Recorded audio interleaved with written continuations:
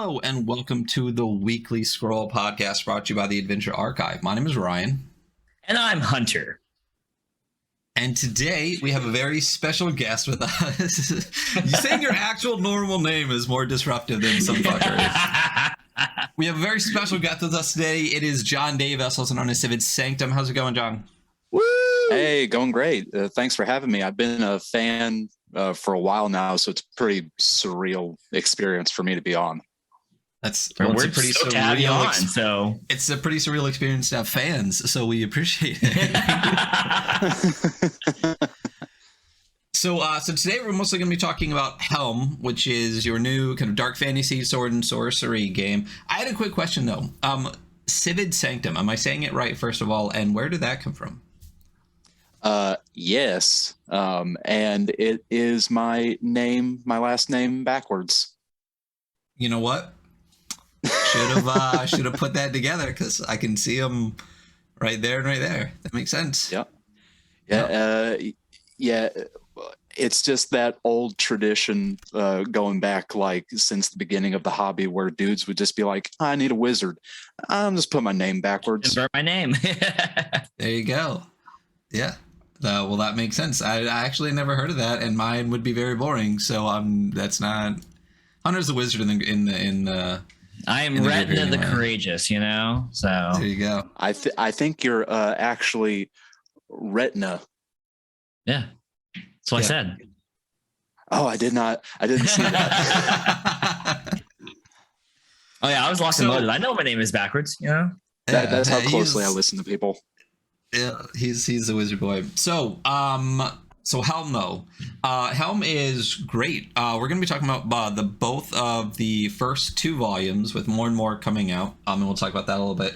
But tell me first, like, just if no one's read through the H page on Helm, what would you say is like just an intro into Helm, and then what made you what inspired you to make it?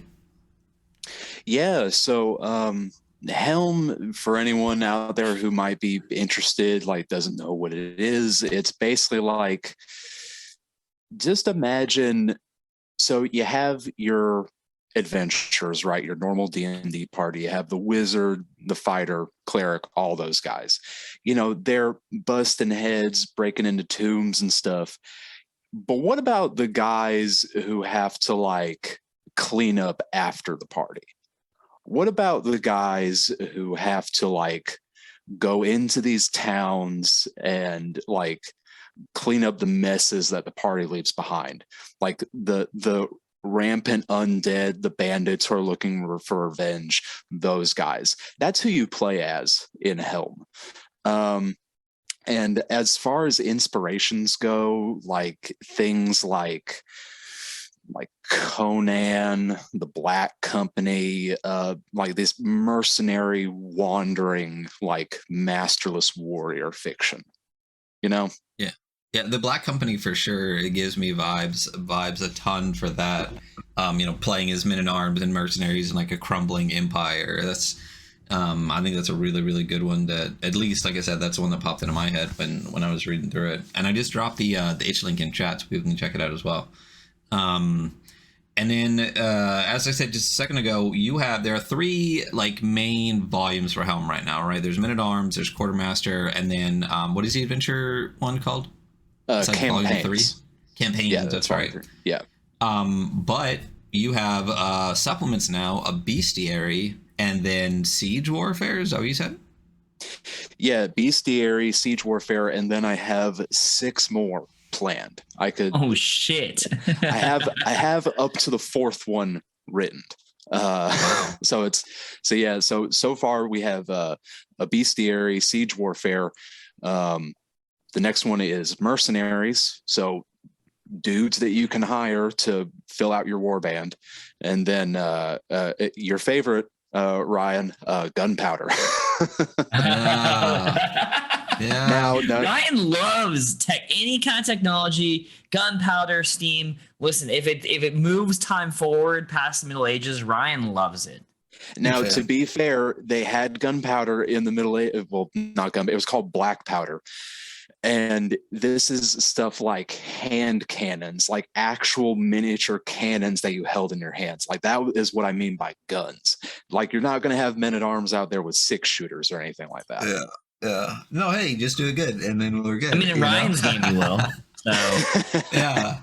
They'll just break instantly. No, we've read through some games lately that did guns okay. Medieval guns. I think. So we'll see how it goes. I don't know if I would play it in mine. Hey, that's why there's supplements. You can ignore them. There you go. No, but yeah, I mean, it's a super enjoyable, super lean game, which I mean, it's exactly what I like in games right now. 2d6, which is my favorite way to roll dice. I think I've talked enough about how I don't like just a d20, so I probably don't need to say that again. But yeah, so we, as I said, we're going to be going through both today, and we talked about this before the stream started. Men-at-Arms is a book that's primarily for the player, gives you all the combat rules and things like that. And then what separates Men-at-Arms from Quartermaster, if you have both volumes? Well, let's see. So there's a lot of elements of, I guess, the Quartermaster is not expected to roll dice. And that's something that you see a lot in these newer games. Things like the Black Hack, for instance, was one of the first ones that I can think of that really pushed that forward, was that to free up some effort on the part of the game master. They are not expected to roll dice. All dice rolling is on the part of the players. And that's something that's one big difference that you'll see between players and Quartermasters is the lack of dice rolling. we love that. Yeah, huge fan. Yeah, honestly, huge fan. The first time I ever played a game where it was only player facing dice rolls, I was like, oh, I can just focus on like the story and everything else, and it frees up a lot of bandwidth. It's super ideal. Yeah, I don't know about you guys, but when I'm playing games, it's really any game. If I get to a point where I am required to roll dice, say for a random encounter or damage or something, I'll just turn to the closest player and be like, hey, why don't you roll a D8 for me? Yeah, absolutely. All the time. Well, it gets people involved because I don't have a ton of dice rolling in my games to begin with. I don't go into combat a lot. My players are pretty good and use problem solving a lot rather than combat. So it's a good way to involve players when it's a pretty dice light game, especially. Yeah, it is a very, I think we already said it, but it is a very light game. It's really reading through it, you're like, cool, man. Player facing stuff, it's I'm done. It took me no time, have a good understanding of it. Seems very straightforward. I love that. I'm slowly converting everyone over to games that are not, a million things going on. So how was Helm kind of born? Was it just kind of you and I talked about that, in a couple of days, I'm playing my own cooked up game with my buddies. Did you just cook up a game that you wanted to play or wanted to see, or how was it born? Yeah, my big impetus for Helm was, I was like, oh man, I want a game where you could play Conan and be this really physically capable warrior who is very distrustful of magic, doesn't touch it at all. Where you could play that, or you could play Elric of Melniboné, who is not very physically powerful, but is a very crafty swordsman, and has the benefit of being able to use magic. And I wanted both of those characters to be viable. And I set out to do that, and I really focused like heavy on like the magic system. Especially I want the magic system to be like not super in depth, but really like, you know, flavorful and everything. And I just wrote pages upon pages upon pages for this magic system. And finally I had this like 10-page document in front of me and realized this isn't fun. No one's going to like this. So I scrapped it all and was like, what if I just went hard on like the grittiness, the combat, all that stuff? Like, what if I made the character like creation like this little mini game, and that was born out of so I don't know if you guys are similar in this way, but I will have someone describe a mechanic to me, how a game works, and I'll be like, oh, that sounds fun, I'll just do that. But I won't look up that game, I won't research it or anything, I'll just go off of that description that someone gave me, and was like, yeah, that makes a lot of sense. So I think it was someone talking about this old Steve Jackson game Melee, and was like, yeah, you have these like body zones, and then there's like hit locations, and your guy is made up of all these like different dice. And I'm like, that sounds like a ton of fun. I want to create something like that. Yeah. So that was the big impetus for Helm, really.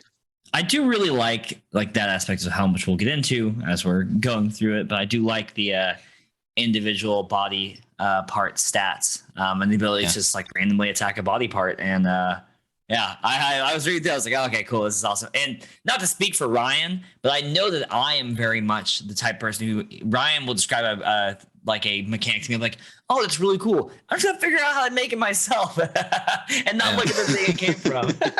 Yeah, no. See, and well, it's like I listen to a lot of people talk about these like super old games that are really hard to come by.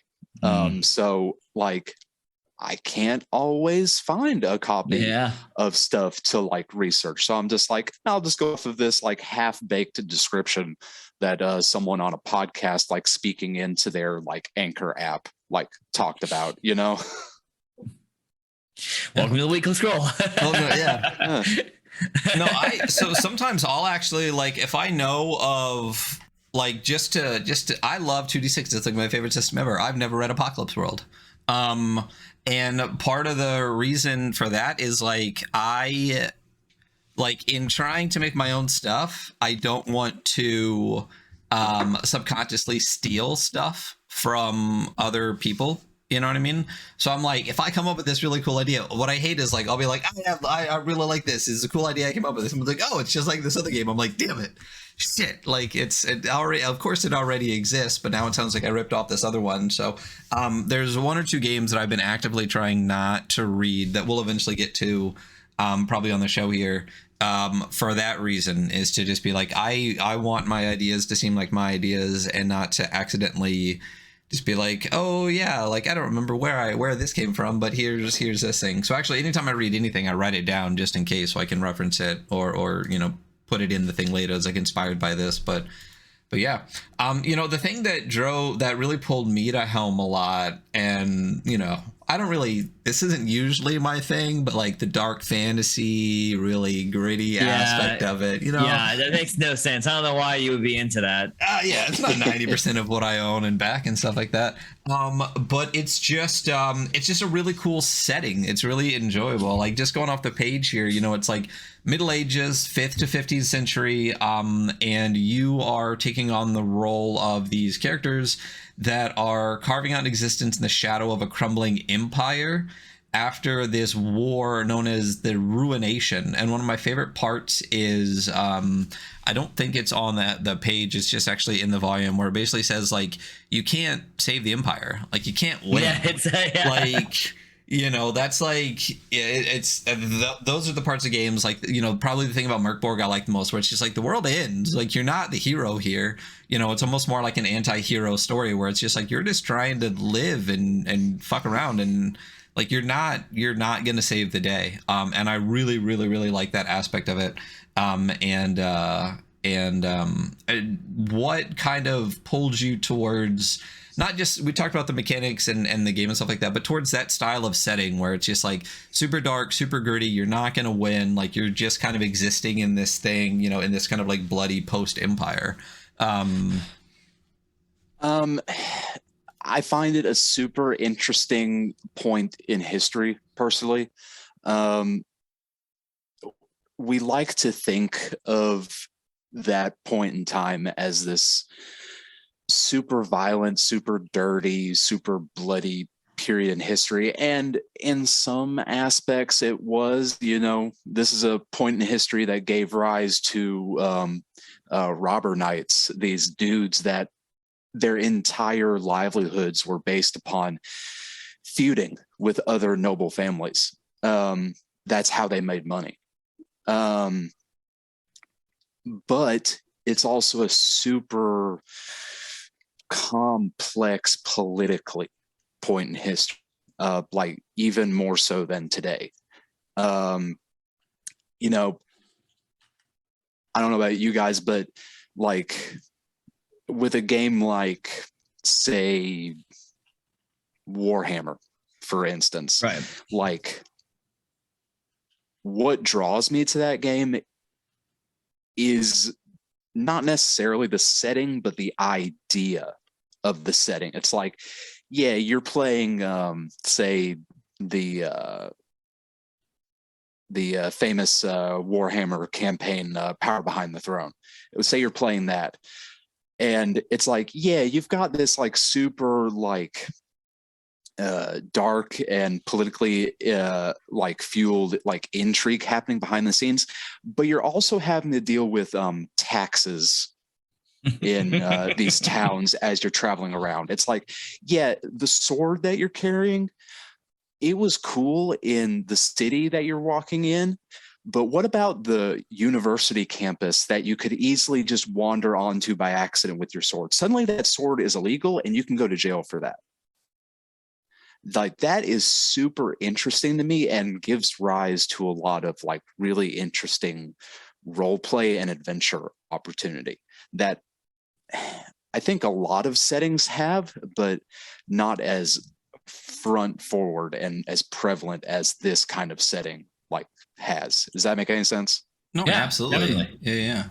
And like you said, it's a great way to create conflict and adventure, because a lot of, back in the day when I was trying to do like 5e settings and stuff like that, my whole idea was always like, well, I want to make sure that this group of people and this group of people are next to each other because they don't like each other, because you just create conflict just by existing on the map and things like that. So, and the kind of in Helm or at least what you're talking about in this kind of adventure is, you can create, there's this like boundless conflict, between the classes and the situation and the empire and the men-at-arms and all that kind of stuff, and it just basically at any point, any situation can turn into an entire adventure scene, like just from that, which is just fantastic. And then going through campaigns, again, we don't talk about adventures on the show, if you guys know this, but campaigns is a great supplement, and it's always really, really nice to get adventures and campaigns written by the creators, because you get like a sense of their intent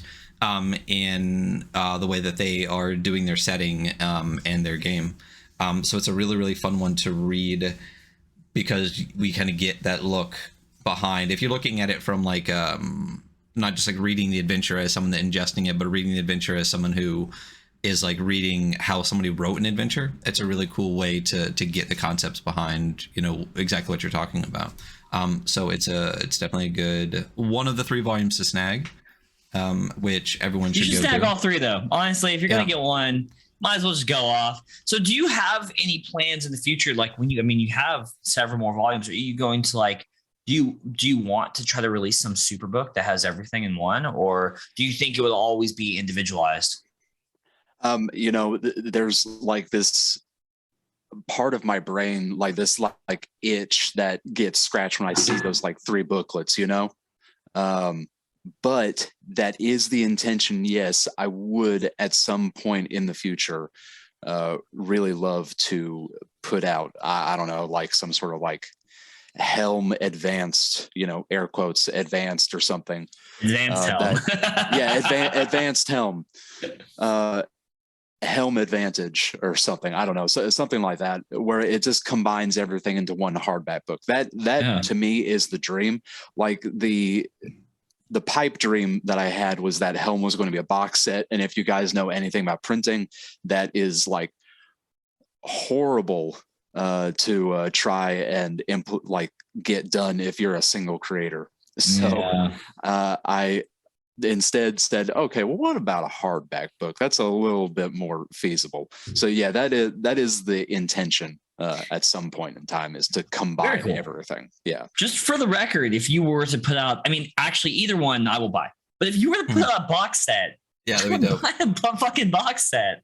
Yeah. So I mean, we'll see how well the hardback does. You know, Yeah. like David Blandy has a great looking like Lost Dion's box set, and that's just like one creator. I mean, it can happen. It can be done. I really love though that you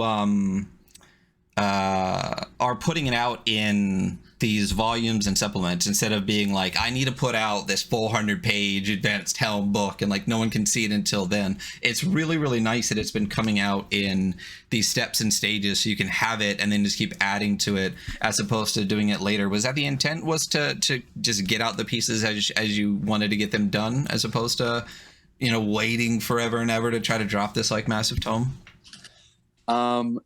I do not have a super great attention span when it comes to writing. So I think of a 400-page book and think to myself, oh, that's really cool. I'm never going to finish that. So I sat down and said to myself, okay, well, what about maybe a 40-page booklet? And that's feasible for me. I did that with In the Light of a Setting Sun, my Wild West game. That's a 44-page booklet. And then I said to myself, and then what was it? Kanabo by Monkey's Paw Games is a badass system that really influenced Helm. And that's put out in 3 booklets. 3 pretty like slim booklets. And I said to myself, well, I love that game and I love that it's in 3 booklets. Why don't I do something similar to that? So that was the real like push, was attention span and wanting to get that aesthetic of the 3 little booklets, you know, that classic, like going all the way back to original D&D and the 3 little brown booklets, you know? Yeah. And I was going to make a joke. Yeah. I was going to make a joke that when you said advanced Helm, I was like, dude, I'm so stoked for Helm 3.5, you know? Oh man, a Helm 3.5, and it has those like Photoshop like buckle covers like 3.5 did. Oh my god, those books were ugly. They were. I never got to play 3.5. I got late to the scene and started with 5th edition. You know, I've gone back and read 3.5 and 4 and all the original ones, but never got to play it.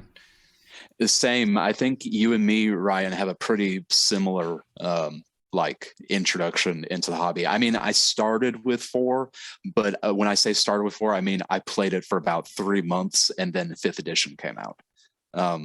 And went on from there, you know. 3.5 was great. It had too many rules, but if like, dude, I'm always the caster, and it was, you know, if you're a fucking wizard, it was a wizard's dreamland. You know, they had like, you could, dude, so bonkers. But yeah, you know, I really only played it for, you know, a little bit under a year before we started playing 5. So, you know. Well, at this point, you know, 5e came out in 2014, and when I say that, I'm like, that feels like last year, but it's 2022, going on 2023.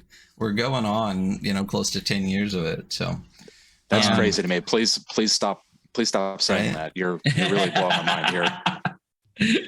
Outside of Helm, though, because this is not by any stretch the first thing that you've done. Actually, the very first thing, I'm very excited for this. The very first thing that I knew from you was A Tower Darkly for the Bastard System by Micah Anderson. It's this gorgeous, like really great adventure that I actually was just able to snag in print. But I think that was probably one of the first things when I talked to you, was like, so when's The Tower Darkly get in print? And that's available. I snagged that off of Knave of Cups. I don't know if that's going to be on any other shops, but it's just such a great little adventure. But on top of that, I mean, you have Wild Blue Yonder, you have In the Light of the Setting Sun. What else can you say about some of your a Crime Wave for the 1-page jam, which is fantastic. So what I guess what was your impetus to like just starting to write adventures, and do you have anything else besides Helm kind of in the works right now that are any plans for? Well, just like any game designer, I have like a half dozen half-baked things in the works, just name a genre and I probably have something in that vein that's in the works. But for me personally, it was just I don't know, I guess dissatisfaction with what I was seeing coming out from, like, say, Wizards, like Who? Yeah, I don't know. This little indie company, they're sweeping the awards. It's crazy. Is it any award-winning company? But like I said, it was just dissatisfaction with that. And I think I stumbled across, it was either DCC or the larger OSR scene at that point in time. And I just slowly realized, oh, I could feasibly do this myself. And it was a long process, a couple years at least, but it did finally, come to fruition that I was able to actually write adventures for my home group and them have fun with it. Yeah. And that always feels like so, like, fantastic when your home group, because that's who you write for. I don't care who out there who you write for. If your home group has fun with it, then you're doing something right, Yeah, definitely. Yeah, absolutely. I mean, as a longtime GM, that's really what you strive for, and to be able to actually take the things that you do in game and put them down on paper so other people outside of the group can enjoy it it would be a cool feeling. So I can only imagine what that feels like, especially, like I said, with the number of things that you've put out across, like, a bunch of different genres, like you just said. I mean, a lot of people, I don't know if they hit as many different things, I mean, I'm going to be straight up, if I put out games, most all of them are going to be like grimdark bullshit. But you have Western, you have like noir. Yeah. Like you have, I mean, even with Tower Darklight, I mean, that's the, kind of standard medieval fantasy stuff, but for Bastards, a whole nother system on top of that. And just a ton of different stuff here. So your portfolio is definitely varied, which is really awesome to see. And each one is done in such a good way. I think we were chatting about this a little bit because there's a number of different printings of In the Light of a Setting Sun, and I've found, I hope, is it just the two? Because I'll try to find a third one if there's another one out there. So there's the original pamphlet version, which you can just print at home. There is the version that I printed for the original Kickstarter, which was the orange copy with the orange cardstock cover that I printed myself. Then there is a white version of that I printed at a later date. And then there's finally Bonanza edition, which is my, like, big, like, I don't know, magnum opus, if you will, of Setting Sun, with, like, the halftone artwork and all that throughout. Gotcha. That's the one that we might need to dig through here on the future as well. After Helm, we'll just bring up. I'll just bust out all the different editions I have. And we can dig through that as well. So. Oh yeah. Yeah. We'll just have a batch where we'll do a bunch of Western stuff for a couple of weeks and just bring that one out. So. Western month, Cowboy month. There's got to be a cowboy month out there, right? There's a month for everything. There's a month for, like, peanut enjoyers. You know what I mean? So peanut enjoyers. Months. Yeah. National Cowboy Day. Let's find out. National Cowboy Day. Yeah, I found it too. The info that you guys really need to know from the weekly scroll is National Cowboy Day. It exists. July 23rd. You missed it. There we go. July 23rd. Fuck. We barely missed it too, just the end of last month. So, but it's my calendar, Yeah. So Helm is it's a great game. It's incredibly enjoyable. I can't wait to dig through it. Like I said on the show, we're going to be digging through both of those. I just saw that seeds dropped in the supplement section of your H page. So if you're listening, definitely go to Sivid's Sanctum, which is David's backwards, which we learned today, on the itch page, and check out that. And maybe one day we'll see it in print, which would be awesome to have. Maybe give you a box set. That'll be fantastic. But Helm is a great dark fantasy game. It's something that I definitely want to play sooner than later. And we're about to dig through both of the first 2 volumes, like I said, so stick around for that if you're listening. But Jon, I know we've been chatting for a while trying to get this set up, and I can't tell you how much we appreciate you coming on the show. Yeah, thanks for the hangs, man. Thanks for coming on. Hey, also, I appreciate you. Home, just so you know, it is civids-sanctum.itch.io. So if you cannot get in chat, you're not looking at us, it's civids-sanctum.itch.io. Buy everything. Yeah, I just want to thank you guys for doing this on a Sunday, to accommodate for me. That's really sweet of you guys. Yeah, we love doing our show Sunday nights, We just do the show whenever we can get it, we can get, these great creators on. And it's this giant page on my other screen that I'm in to talk about, and I'm bringing it up here right at the end. There's currently a Helm Jam going on. So talk about that for a second. Yeah, so Helm Jam, it is running through the month of August. I think it was last episode Diogo mentioned that he was wanting to do a like Primal Jam like every year, and I'm like, oh yeah, I could do that every year for Helm. So this might be the inaugural Helm Jam. So anyone out there, if you're interested and want to like write something for Helm, there is an SRD. There's a third-party license. Please get out there and write something. If it's the first thing you've ever written, or if it's the 100th thing you've ever written, please just get out there and create. Just be creative. Hell yeah! And don't be a dick. Don't I say in the third-party license, this system kills fascists. So please, don't be a dick out there. Yeah, I if you go to the jam page all the way at the bottom, you see some people broken on a wheel, and then it says this game kills fascists. So that's it's a great thing to see right in the beginning of the game. Is that if you suck, fuck off, kind of. It's in the second paragraph of the introduction on the first of volume 1. The Men at Arms. So yeah, but like you just said, the Helm Jam. I'm super excited to see what comes out of that. I'm super excited to see to just watch Helm grow and see what's going to come out, because we know of at least 4 more supplements for it that are coming out. God.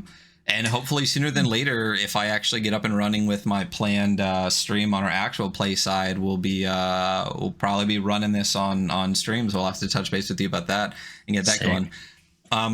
But again, thank you so much for being on. Super appreciate it. Anytime final question. Really, final question. So, is there any chance of Helm going to print at any point in time? I gotta go, guys. Thank you so much for coming on, Jon. Great talking to you. Yeah. Of course, anytime. Yeah. So everyone, stick around. We'll be back in just a minute. We're just gonna say goodbye to Jon here, then we'll hop back in and go over Men at Arms and Core Master. So we'll see you in just a second. Woo! Hello, and welcome back to the Weekly Scroll Podcast.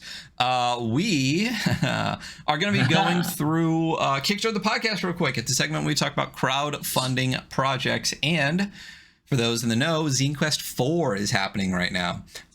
Sounds like I went a little bit more nuts than you on Zine Quest 4. Yeah, I think you have. Yeah, I've needed to reel it back in a little bit. I backed a lot of projects, and then unbacked some and reduced pledges. See, that's how I normally do Kickstarter, though, is like I'll put my dream of what I want from a project, and then I will, as my budget gets less throughout the week, just peel back a little bit, And when I'm really trying, messages from creators like, "Hey, why did you cancel your?" Right. And then what I really want to start doing with Kickstarter is we'll still go over awesome projects, but unless there's like a Kickstarter exclusive cover or something, I just need to wait sometimes. Wait for Exalted Funeral or something else, and then just grab it then. So there's a couple that I did that for. stale backed about like 20 projects. So we're going to talk about a couple of them.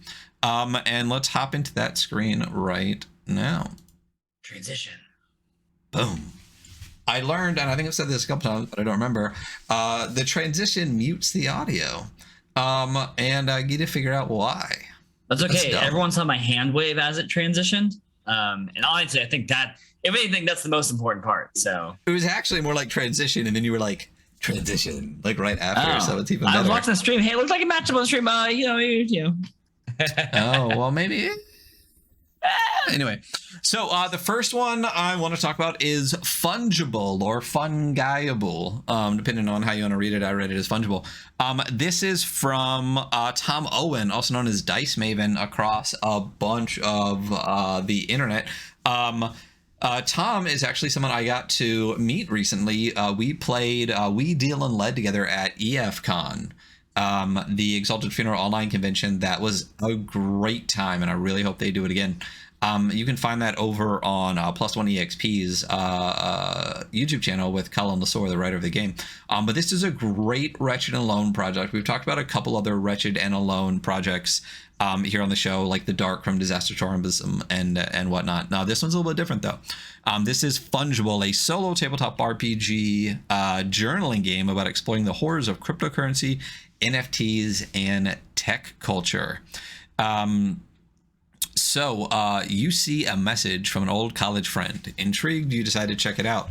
After a little catching up, they ask if you've heard of Spore Coin, SPOR, the next big cryptocurrency, according to them. You've heard the rags to riches tale, so what could possibly go wrong with cryptocurrency and NFTs? Crazy. Fungible is a game that takes on the scourge of cryptocurrency, NFT, and tech bro culture in a horrific satirical dystopian approach. How far will someone go to get rich despite the crushing odds stacked against them? It is a game about dealing with the terrifying circumstances and repercussions of surrendering oneself to greed and the subsequent downfall it brings. Man, right on the reminds nose. Me of Merger.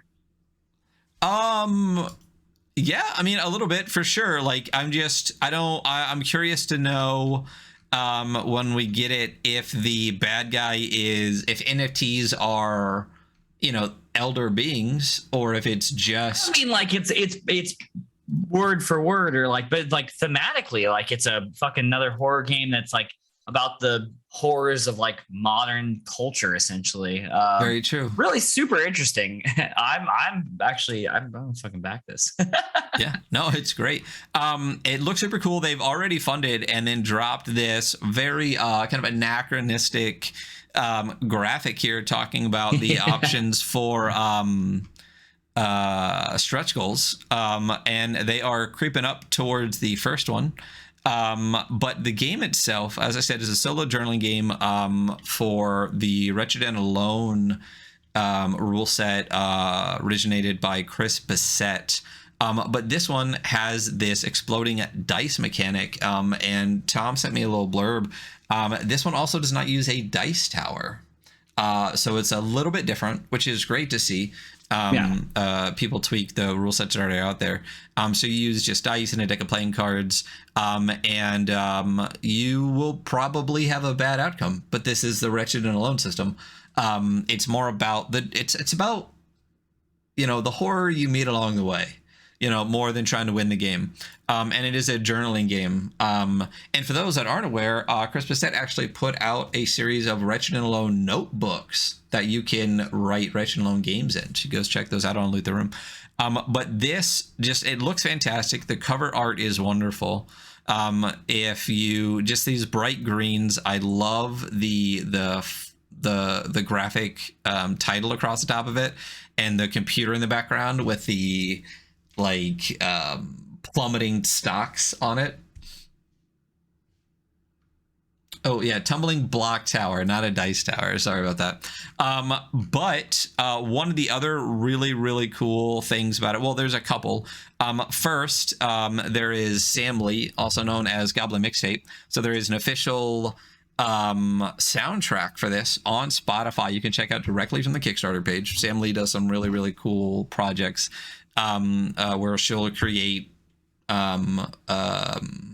Spotify playlists for whatever you need it for, but often for tabletop role-playing games. But in addition to that, one of my favorite things about it is, why can't I find it on the page, Tom? There is a pledge level for the LFOSR like deluxe limited edition version, and here on the show we can't not get anything that has an LFOSR version. I can't, but we're huge fans. And not only that, there is a challenge coin that comes with it as well. So this is a stacked project that you guys should all for sure check out. There's just a lot going on here. As I said, I know it is currently funded, but with 23 days to go, it can reach a lot more funding and unlock a lot more stretch goals. So hitting those stretch goals, we're talking about. I thought there was a list of what all the stretch goals were. Why am I just cruising through the thing too fast? Yeah, I think it's higher up.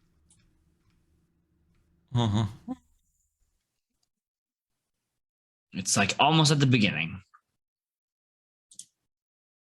Doing really good. Keep it going, buddy. There we go. Oh, you know what? I'm just reading it. It's so the 1500 stretch goal. Yeah. I literally even talked about this. There's gonna be more illustrations throughout. At the 2000 stretch goal, there's gonna be full color interior. You're gonna get more roll tables and the new game plus rules book. I have a little info on that in just a second. And then if it doubles where it's currently at, it can max out the print options for Exene, which means better quality paper, premium cover, all sorts of stuff. And then after that, the crew gets paid more, which, they deserve. Pay your creators. As I said, Tom sent me a little blurb, and there's one thing in there that I definitely wanted to talk about that he brought up. It's that outside of the system, and, obviously by this graphic, there being a little bit of anachronistic culture in it, there are still terminals and things like that out there, but there's major corporations that run social media platforms and all that kind of stuff, and that'll keep getting updated as a Kickstarter page gets updated. But there is the section here about new game that I really wanted to talk about. The game doesn't use a block tower, unlike most other Wretched Alone games. They intend this to be portable and playable wherever you'd like. It's convenient to have space to roll some dice, though. This came up when dealing with the exploding dice system that is implemented in the game to portray gaming and high-risk choices. So the exploding dice system is specific to the game because of the way in which the adventure itself is written. So it's just, like I said, it sounds really cool. I love the concept. That we here on the show give a big fuck you to NFTs and cryptocurrency. It's very true. Keep that shit out of here. So this project looks fantastic. And like I said, an LFOSR tier with a challenge coin as well. Absolutely cannot wait for this. Super excited to see where it goes. Definitely go check out Fungible, FUNGIABLE on Kickstarter. Back this. I can't believe there are still LFOSR tier available. There's still 18. That can't be right, because I backed at that level. Do I need to fix my pledge? Did I not back at that level? I'll fix it. But yeah, keep your tokens. They are fungible. So that is Fungible on Kickstarter. Yeah, check it out. The next one we're going to talk about is, let's switch to this one. It's called A Torch in the Dark. This is from Michael Elliott, who we have talked about on the show. Actually, what you just mentioned, Merger. Yeah, he did Merger. Yeah, he did Merger. We talked about it on Kickstart the Podcast, and then actually talked about it on the show. So A Torch in the Dark is a single-player dungeon delving role-playing game that looks really interesting. The Dead Lords have arisen. The People's Revolution has overthrown the nobles of the realm and seized the imperial capital of Kineberg. The Emperor Titan Kine died, cursing the land and all who deposed him. Same thing. Now, the only coin that is left lies buried with the undead lords who forged the empire. delve into the dungeon, kill the dead lords, and secure the city for the People's Revolution. So, solo dungeon crawling forged in the dark. So this is a little bit different. I know that Merger actually uses some forged in the dark aspects of it too.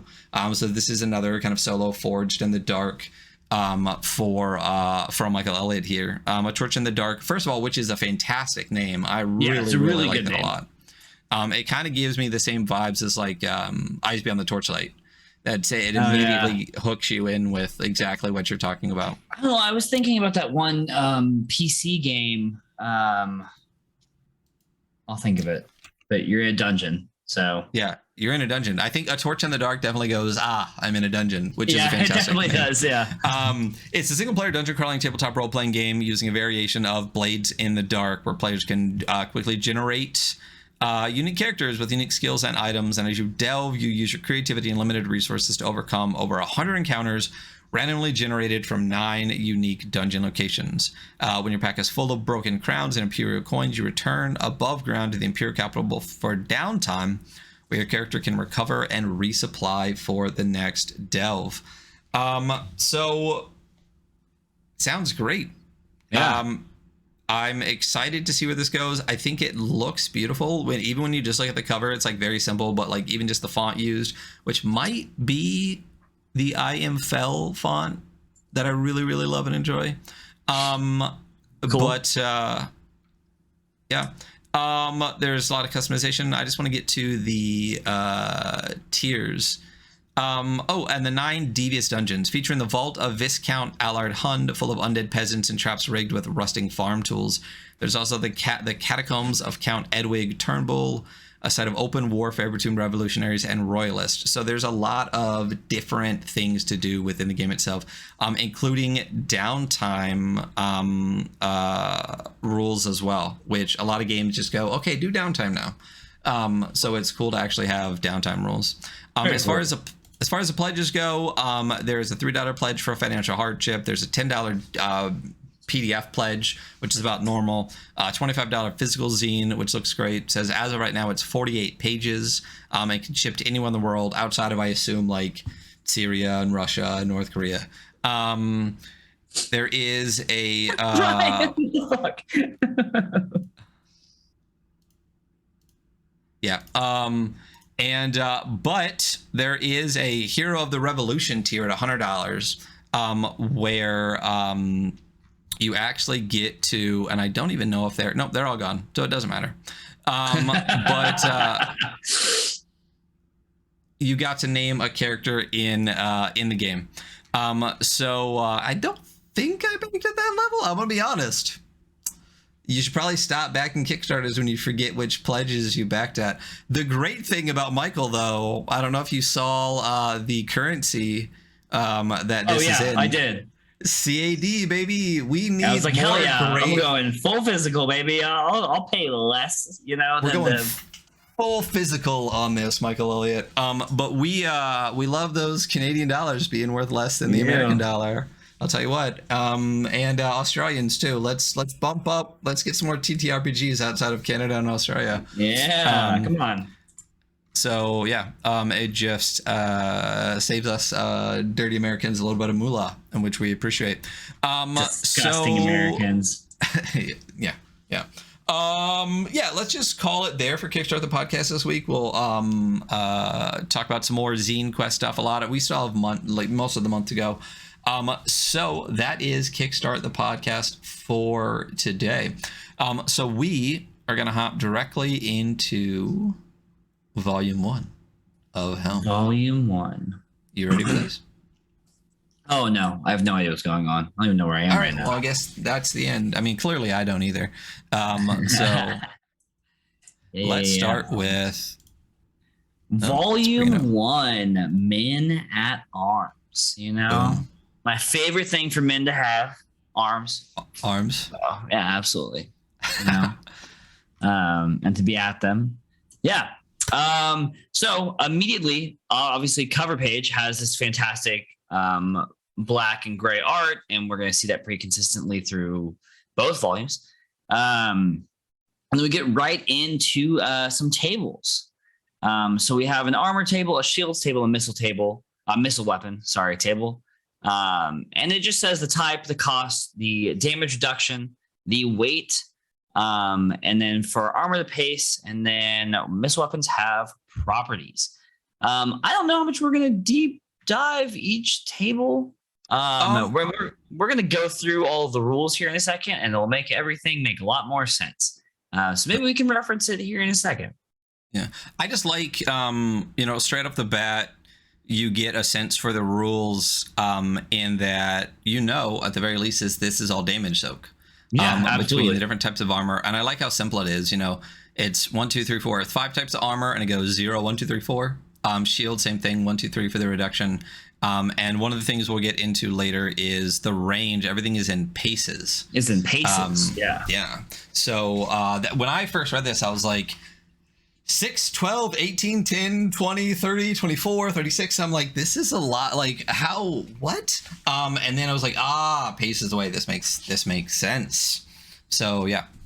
Yeah. So, and this game's really straightforward. We're going to go through this all 16 pages right now. And there's just enough to make it fun, and it makes total sense. And you're like, cool, I can make it gritty. Cause like, it's funny when we were talking about sword and sorcery and stuff, I was thinking of Berserk. So I'm like, yeah, you could easily, Griffith did nothing wrong, dude. But it's debatable. Introduction. So I am not going to read this word before, but maybe I'll read most of it. When we talked about it just now with John, like Helm is a dark swords and sorcery role-playing game that takes place in like the Middle Ages between like the 5th and the 15th century. You were bloody men-at-arms, you were soldiers, you were not nobodies, but you're gonna know. You know what? Actually, you know what? You are, you're bastards. But yeah, you are the mercenary non-heroes. And it's like what we talked about beginning of this next paragraph. Characters in Helm cannot save the Empire, but they might be able to save their own skin, which is very much I do really enjoy that aspect. I don't like you're the fucking chosen fucking hero, my guy. You're here to see. You're the Dragonborn, man. Or whatever it is. Yeah. Like I want to be a dude scraping by and like making my dollar, and like I don't know why that's what I want to do, but it's what I want to do. I just think I don't like exactly what we just talked about, the hero game. Like you're 4 random fucks that were just like chosen to save the entire world. Nah, like the world doesn't get saved. Ever.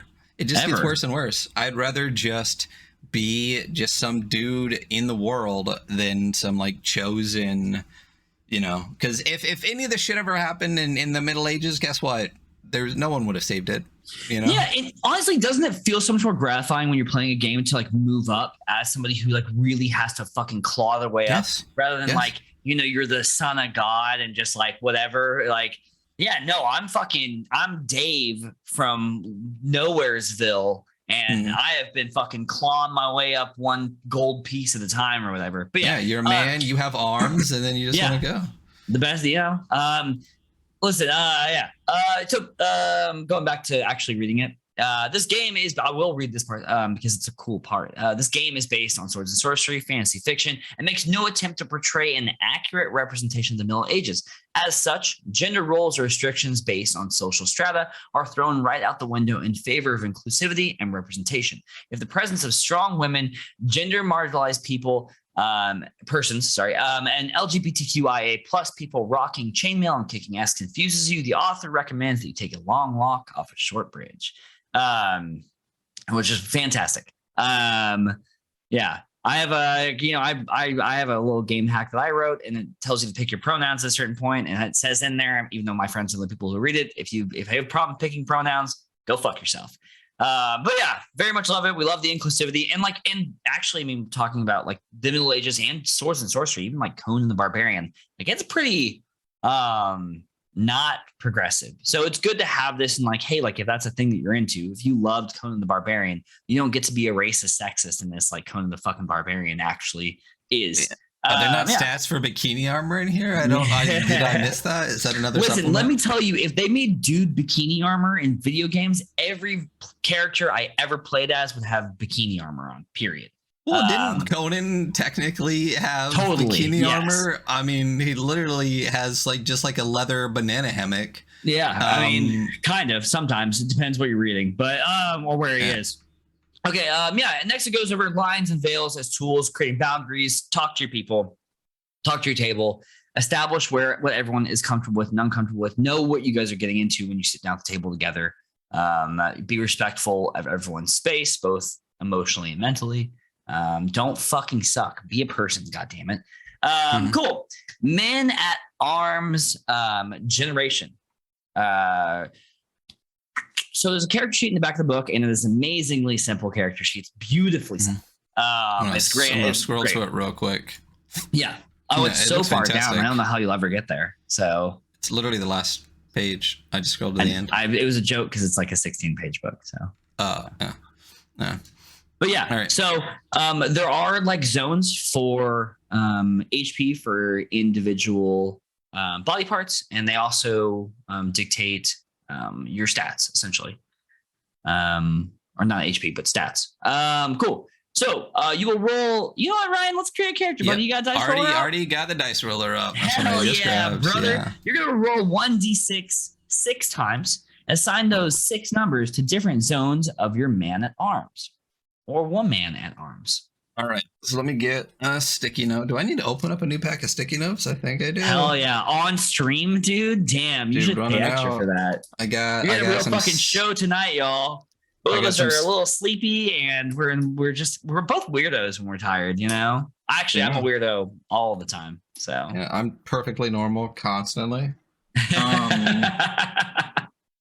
So let me crack open these sticky notes. Crack them open, baby. You know what sticky notes I hate when I find them places that aren't staples and acquire them in ways is the sticky notes that aren't just like one peel at a time where they go like this. You know what I'm talking about? They're designed for a holder. Who designed that? That's a fucking stupid idea. So fucking stupid. Just have it go one fucking direction. We're real on topic tonight, y'all. Yo. I wonder which one of the hosts has ADHD. Is the answer both? Both? Yeah. Let's see. Right. One direction. We're good. All right. So man at arms. Roll D6 for me 6 times, and let's just go head to leg, you know? Left arm, right arm, left leg, right leg. So I rolled D6 6 times. So I got 2 for the head. Bummer. I got 4 for my trunk. I got 2 for my left arm. I got 3 for my right arm. I got 1 for my left leg and 6 for my right leg. I am right-legged. That averages out, you know? Wow. 2, 2, 3, 1, 6. Great. Yeah, you guys kind of dumbass. Okay, cool. So speaking of which, now you're going to generate saves based on the scores assigned to each individual body part. So your intelligence is equivalent to your head score, so you have an intellect of 2. Constitution is equivalent to your trunk score, which was 4. It's not bad. That's a pretty good one. Strength is equivalent to sum of both arms, which is together is 5. Not bad. Okay, and then the speed is equivalent to sum of both legs. Which is 7. So yeah. I'm pretty hardy. I'm kind of quick. I'm not super strong, but I'm dumb as a rock. You are fucking dumb as shit. That's me. Okay, generating abilities based on saves as determined by your man at arms. Roll D6 equal to intelligence to determine starting luck score.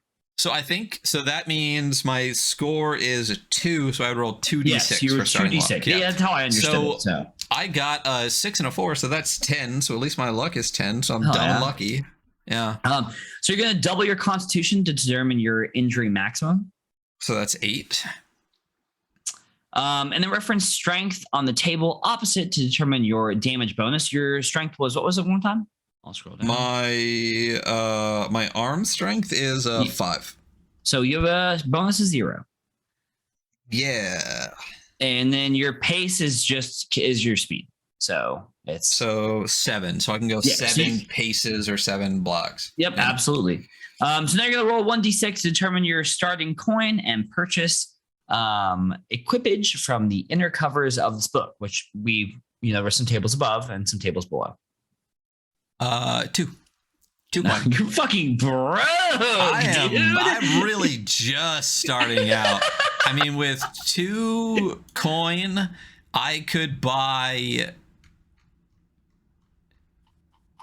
armor, shields, missile weapons. Do you just start with like a sword?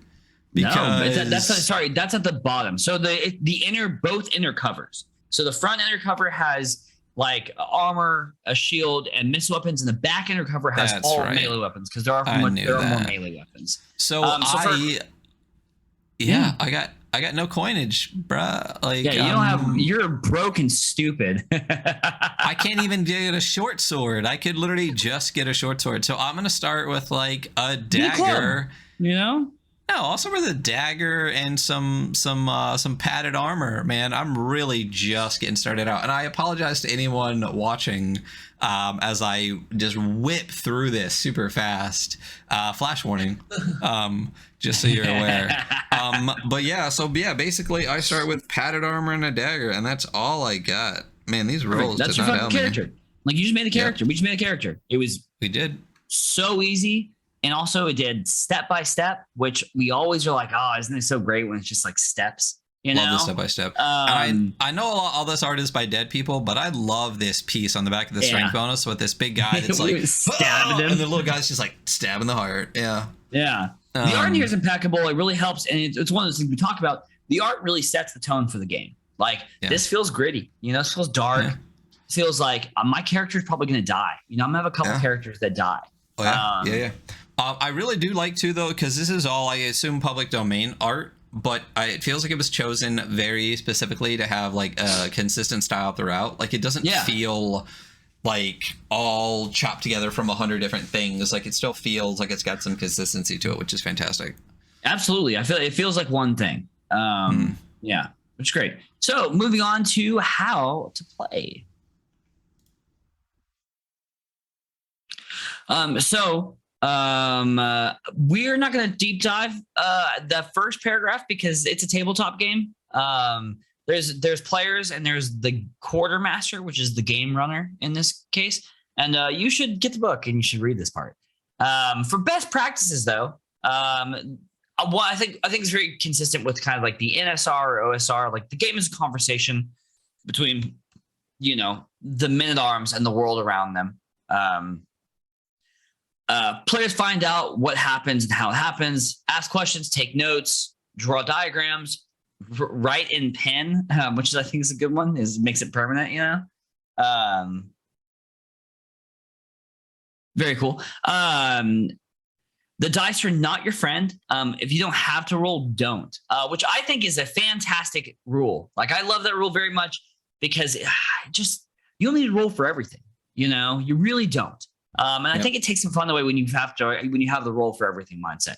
Strive for victory, live, die, roll new man-at-arms, get back into the thick of things.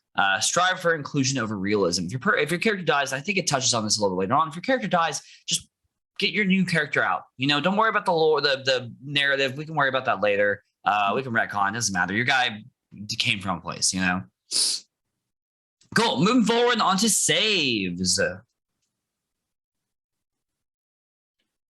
Also, more great art that really sticks with the theme. Saves. Trivial actions succeed automatically. Really, there's not really a risk of failure. You don't need to worry about a save.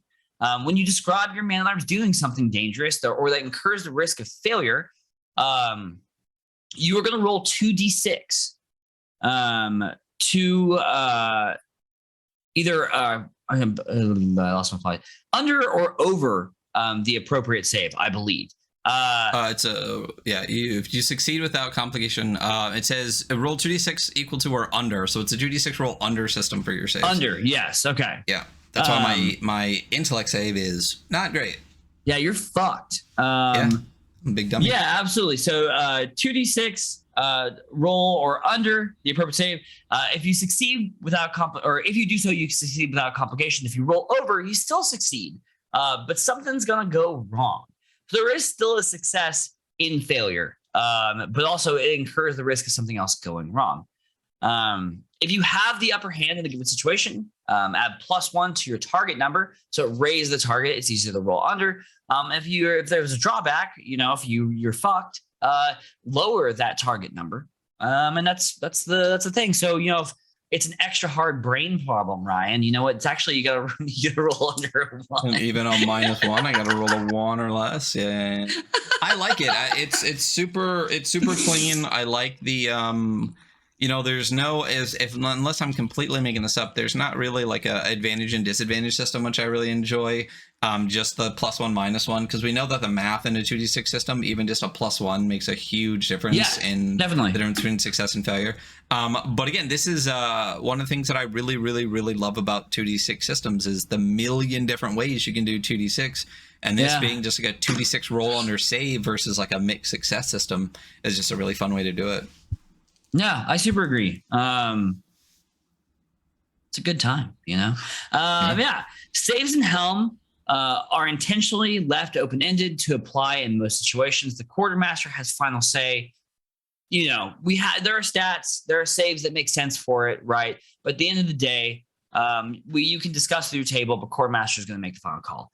There's intelligence, concentration, resisting magic, lore, brain stuff, constitution, resisting poison, disease, cold, strength, climbing, lifting, grappling, being strong, breaking shit, speed, dodging, sneaking, picking pockets. Very straightforward. And now we get to the only paragraph that I haven't read in this, and I don't know why. I went through this twice. I love inventory. If you have a number of inventory slots equal to your strength save. Most items take up 1 slot with the exception of armor, shields, and weapons. Small items such as coins and ammunition can be bundled together to take up 1 slot. That's it. Very simple, very clean. Love it. Absolutely. Great inventory management.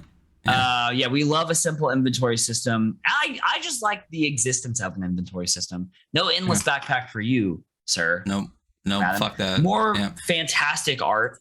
My favorite piece on this page too is the guy's eyes all the way to the right on my screen. He's got like his arm like really stout.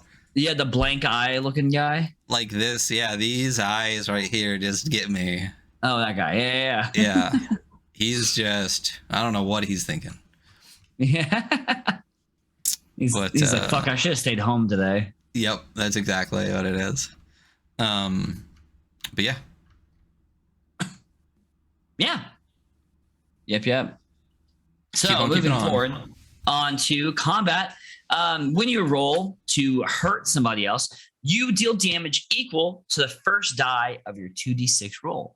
Apply your damage bonus. Ryan's damage bonus is a 0. So Ryan, if you just roll, Ryan, why don't you go ahead and roll 2d6? Let's just see how much damage you do right now.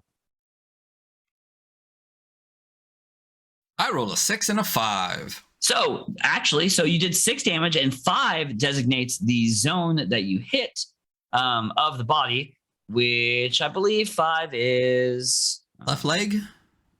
Yes, it is left leg.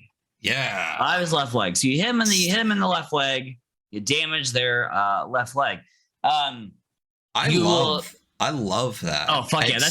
Honestly, that shit of everything in this book, like I like this like plenty, but that shit right there is fucking great. It's like do damage and location. I fucking love the fact there are multiple, like you can hit multiple locations. I really, really like that. Very cool part. So again, with the 2d6 system and the various different ways to do it, we've chatted about this a bunch of times, like between something like maze rats and tunnel goons, where it's like however much you roll over the armor, that's how much damage you do. I can't think of one that does it this way. I know we've used one. I feel like we even did one recently where the 2d6 like one was one was the other, but I can't remember one where it's location of. Yeah, it's location. And that gives you so much storytelling because it's still like you can mark off where your wounds are on the body, like when you get wounded too. But you have an overall wound score, right? You can take a certain number of injuries. It doesn't really matter where. But the RP is associated with being like, all right, I fucking 6 damage to their left leg. I chop him off at the knee. This guy's like hopping around one-footed like from now on. I really, really enjoy this. I think the locations for the stat system where you actually roll for each different like spot and then also tying in the location of the damage to like reinforce that is just it's clever. It's super clean and clever. It really is. Love it. It's clever. It's not like, once again, like it's just another really good example, and we see them here and there of a way that's something that's incredibly clever, but not like but not so in depth it's hard to understand. Like it's clever and obvious. You're just like, oh fuck yeah, okay, perfect, that's awesome. It's light. Like what's great about this rule system too is like it's rules light in that there aren't a ton of rules, but it's also rules light in that the rules themselves feel light, which I think we talked about that a little bit with Flayo, where Flayo is a much bigger book. Like it's a straight up fucking book. Totally.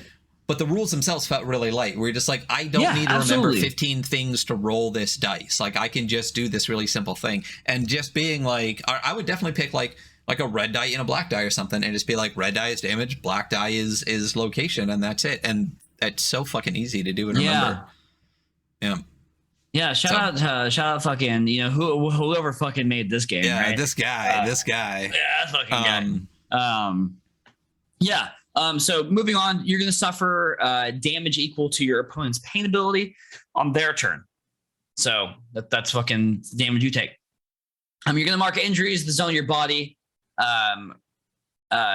You mark injuries as the zones of your body are reduced to 0. You can sustain injuries up to your maximum inj, which is your injury score, upon which you succumb to your wounds and fucking die. Roll new man at arms. The quartermaster should introduce the combatant as soon as possible.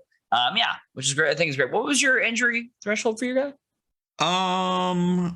I think I wrote down like everything but which one is my constitution? It's not my injury threshold, right? Or is that? Yeah, I believe it is. Let's go back. Then it is 8. Well, it refers to it. Double your constitution. Double con. It is 8 because my con is my trunk score. So I roll for trunk, which is 4. My con is then 4, and my injury threshold is 8 because it's double that. So I can take 8 injuries before I die. That's respectable. I think it's a respectable. Okay. Yeah, I can take it. Well, I mean, it also depends on who you're fighting. If the damage you take is equal to their their pain number. Yeah. Yeah. I hope I don't get hit by something too big, especially on my head, because I'm dumb as a rock. I don't know if it makes much of a difference. Dumb little brain boy. Yeah. I'm just dumb. I'm just dumb. Okay. My guy's just dumb. I was one page up because I scrolled up. So survival.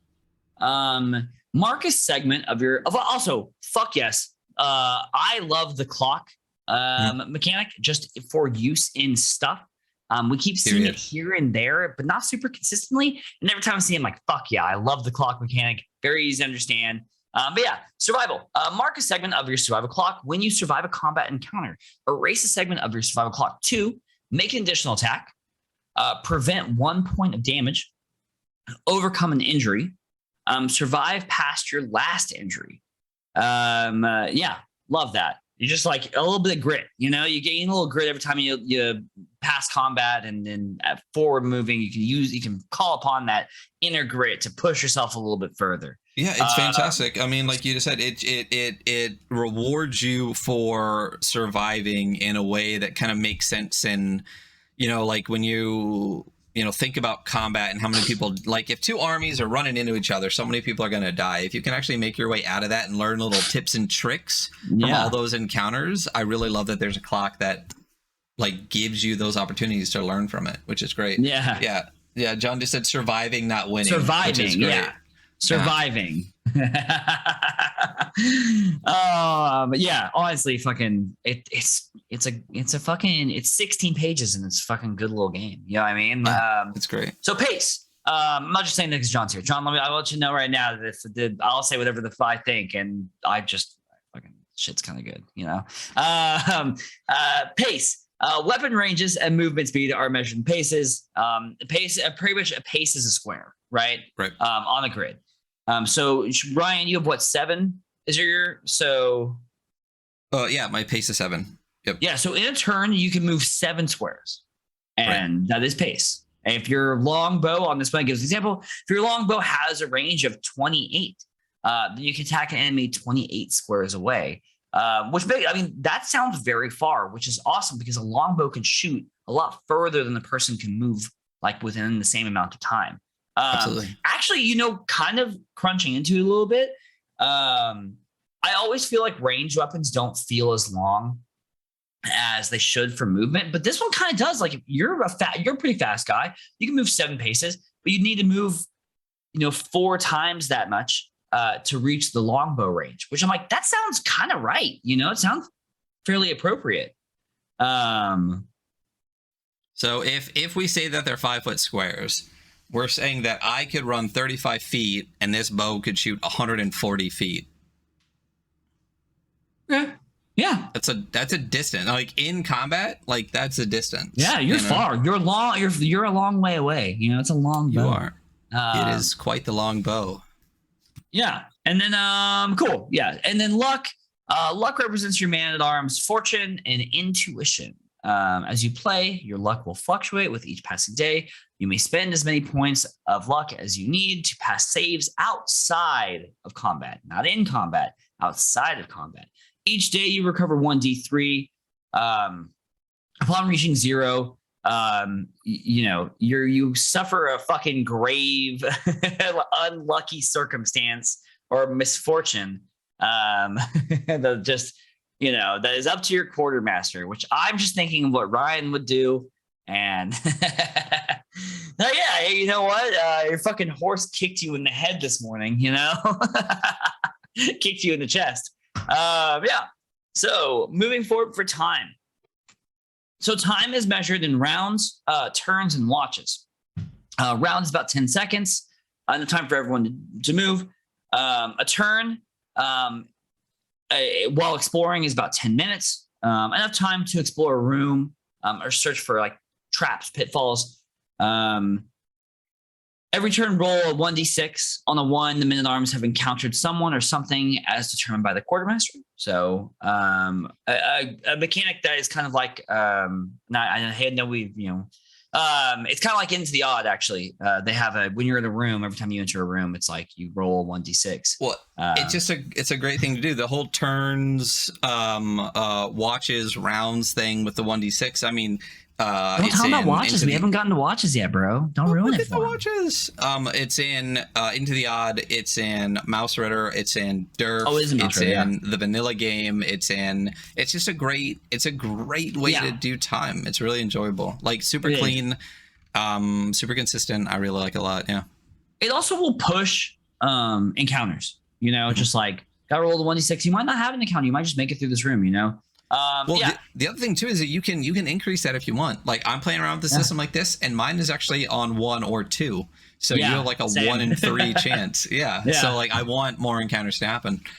So it's a super just fun, clean, easy way to do it that a lot of games successfully use, and this one does it the same. Successfully, I mean. Yeah. And then a watch measures time while traveling. It's about 6 hours. You can explore 1 hex. Also, shout out Hex Brawl. You can travel to 1 hex or explore 1 hex or make camp and rest. There are 4 watches in a day. Makes sense. That's how time works. Travel. You can travel 1 hex per day. Difficult terrain might make it. 1 hex per watch, not day. Difficult terrain might make it to where you can. It takes 2 watches per hex. 2 watches per hex. Huh? 2 watches per hex. Instead of you said one hex per day, it's 2 watches per hex. So half a day's travel is 1 hex. Your men-at-arms may travel 1 hex per watch. difficult terrain such as mountains, oceans, swamps, Yeah, etc. look at us. requires what?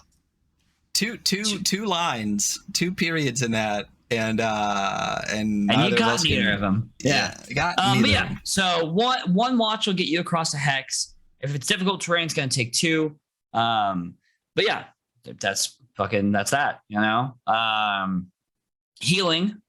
I love this because all this is fucking real simple. You know, I explain this to you. Like I could sit down at my table, I could explain this to people right now, and they'd be like, "Got it." You know, Yep, absolutely. Let's see, healing. A short rest takes 1 turn. Draw from your pipe. Shout out that one. Just because I've never seen it anywhere. Like anyone refers smoking from a pipe. Very, very medieval. You know, taking a sip from your jug of fucking gruel or whatever you fucking got with you. You know, your fucking cheap grain alcohol or water. Yeah, you can overcome 1 injury. A long rest takes 1 watch. A long night sweating through your sheets. Recover 1 point in each zone of your body. So recovery is pretty fucking brutal. You know, like you might be down several points and it's like, yeah, you can take a little short rest and get 1 back. You can recover 1 injury. And then if you sleep, you get 1 per zone. Which I'm like, yeah, perfect. Because you should not be able to heal overnight. That's not how things work. Probably. And maybe for some people. Advancement. Erase 8 segments of your survival clock to apply 1 point to any zone of your body to a max of 6. Adjust saves and abilities accordingly. So you have to survive 8 combat encounters with this incredibly squishy little piece of shit dude. With our 2 intelligence guy. To survive, which is like that takes some fucking doing, and I think it's cool. I mean, you know, hell yeah. Hiring mercenaries in any town. You can spend a day, so 4 watches, seeking, you know, mercenaries essentially, and it kind of varies, right? If you're in like a small little shitty backwoods, you're gonna get some shitty fucking farm boy mercenaries. But if you're in a big city, you know, you might get some better ones, but the only offset of that is that the better ones probably will cost you more money. So you maybe want the farm boys. I mean, if they're just fodder, you know, I mean, who really cares if they're good, right? Right, exactly. Exactly. Then we have 2 more pages of art, 2 more fantastic pages of art. So keeping with medieval, gritty, dark theme. There's no color, and it works very well. And then we are to the melee weapons, you know, which I think we cruised. I do like all the properties that these weapons have. I mean, I think it's very interesting. And I think there's very interesting implications for weapon use because it like very specifically calls out mounted combat, like receiving a charge, dismounting a rider. And I like the classical use of, like, I'm thinking about the halberd right now. Classical use of the halberd to dehorse a person, or to like receive somebody charging at you. Like, it's cool to see that, like, yeah, man, like that's how this fucking weapon stuff in this game too. It's like, this is your little medieval mercenary game. It works the same way. If someone's charging at you and you fucking halberd, you're gonna fuck them up. That's what the halberd was made for. Yeah, you know, exactly. It just shows a very informed view on these weapons, and it doesn't feel super granular while adding some like grit to the weapon rules, if that makes sense. No, absolutely. And one of the things I really love is, and it's such a small thing, but I really, really love it. The properties are just lettered A, B, C, D, E, F, G. Yeah, absolutely. And then it's just the letters in a column, as opposed to like having to fill like a ton of space with like two-handed and like all the rest of that stuff. That's such a smart way to do properties to keep the page super clean. This, I think, when we talked about, I think there's maybe like Eyes Beyond the Torchlight, where we're like, oh, you weren't there for that one, but we talked about a lot of stuff where like this could have been a table. Like, this is what I imagine a lot of that kind of stuff to be, where, man, this is so easy to turn this into such a clean, crisp table for a lot of stuff, and this is such a clever way to do it.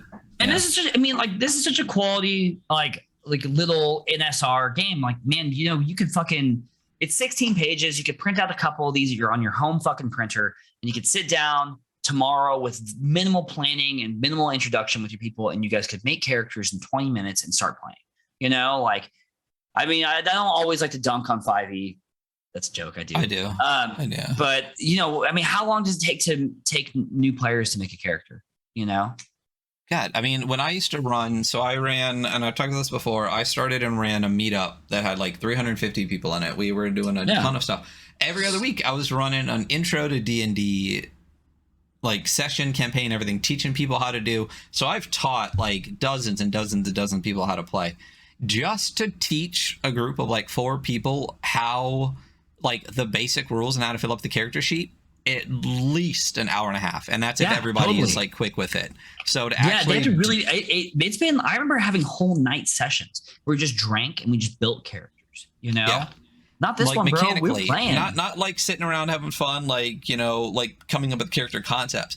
I mean, just rolling and writing down and doing the math for like all of the different proficiencies and stuff like that. Like, this is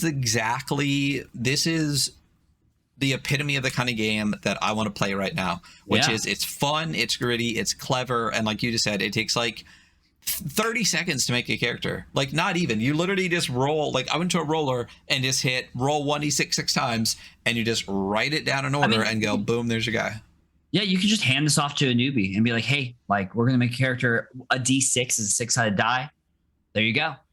Just read it as you go along. I mean, fucking, yeah. And I think it's very much in the vein. You and I are just, I think we're over big games. You know, I really love Flail, and I think it's a great rules medium game, and it makes a lot of sense to me. But even that was just like, it's too many rules for me. You know? It's a lot. Like, I just, my fucking, there's not even that many rules. Executive dysfunction where I'm just like, man, like, even running the game, the amount of prep and stuff like that I would need to know just to be able to pass it on to the players is too much. But this is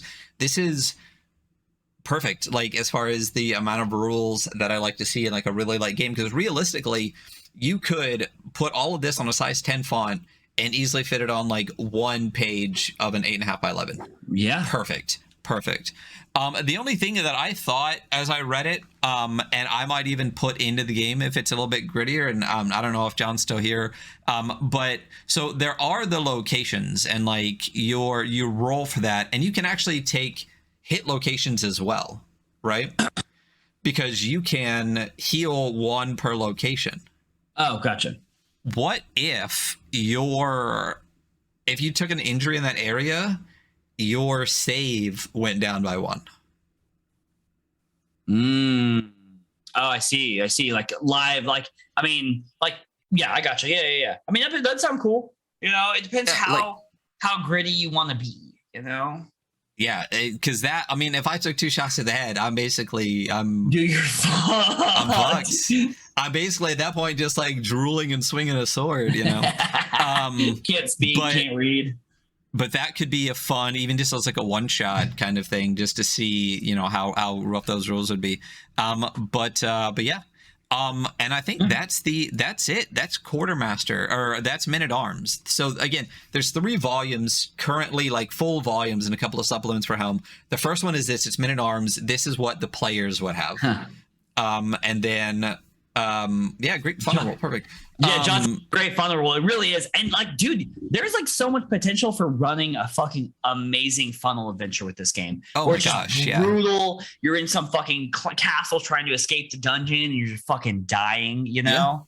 It sounds fucking sick. And this system is also so incredibly hackable. Like, I really think that, I mean, so there's a lot of parts of this that are that you see a lot in other games because they work and they're really good, like the time system and things like that, like turns, watches, rounds. Like, it works here because it works, and a lot of games like this really do that.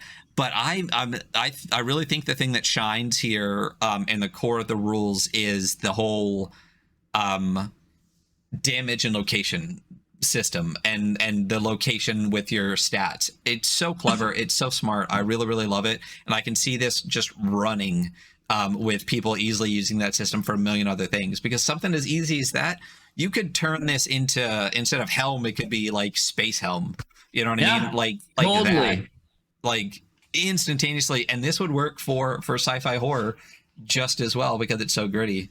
And you could easily turn you know, like if you have like a higher left-handed or right-handed score, that could be your right hand where you put your blaster and stuff like that. So it's just really clever, really great. So I'm going to jump into volume 2 here, which is, as we said, this is Quartermaster. The first book is not full master, just a quarter master, you know, just part. The first book, as we said, is a player book. The second one is mostly for the quartermaster / GM for the system, and it's the rules, but kind of told from the perspective of the person that's running the game. So we'll cruise through this as well. So the very first page I love, and this gives me heavy what does this page remind you of? Or at least the art on it. It reminds me of the weapon page on Merkborg. It's a web page on Merkborg, which is just fantastic. I really love this. So just so those listening know, it starts off with a page of hit location, just like in the other one. The front and back kind of covers minus the character sheet are like reference pages, which are great. So there's hit location. It gives enemy size from 1 to 6, and it gives small, medium, large, and giant. And then you can roll for those and to determine where the hit locations are, from head, arm, trunk, leg, all of those kind of things, which is great. And then there is an injuries page, which is great. There's head injury. Yeah, head injuries, arm injuries, torso injuries, and leg injuries. And it's 2d6, which is cool. I remember one of the first things I talked to John about was being like, I know how this works, but I want to touch base and ask about it. Since it's a 2d6, one of the things I love about a 2d6, and we both know, is there's a bell curve to it, so you're more likely going to get injuries in the middle. So gouged eye is 2, but decapitation is 12. So you could just be done. Your man at arm could just be done, which I really like. That 11 is like a pierced neck. Why don't you roll me a couple of 2d6s, and I can tell you what. Love to. Yeah. I rolled an 11. So you got a pierced so close. neck. Yeah, pierced neck. Roll me 2 more sets of 2d6. I'm gonna hit you with some arm injuries and some torso injuries and some leg injuries. 6 for the first one. Okay, so your arm injury is a sliced bicep. And then a 9 for the second one, which is a smashed hip. Yeah, that's not gonna feel good. And then what about that leg injury? Leg injury, we got an 8. Ooh, lacerated ass.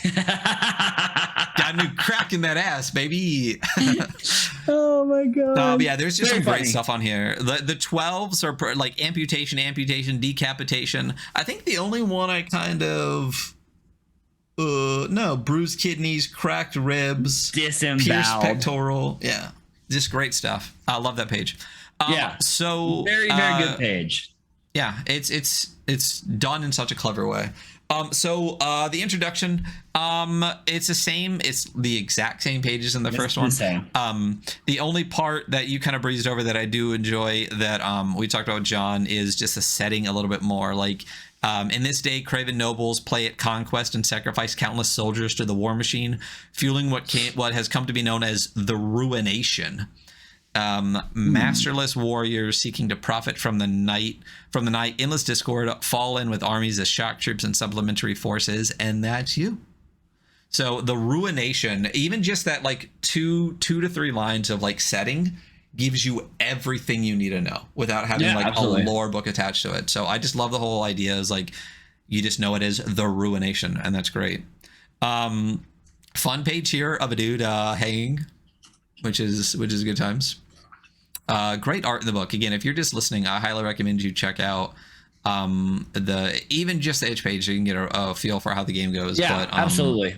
It's a great set of zines to get. So running the game, it's the whole point of the Quartermaster book. So you invent the world around the men-at-arms, the people within, and the places in between. You're the GM. You are everything that's not the players.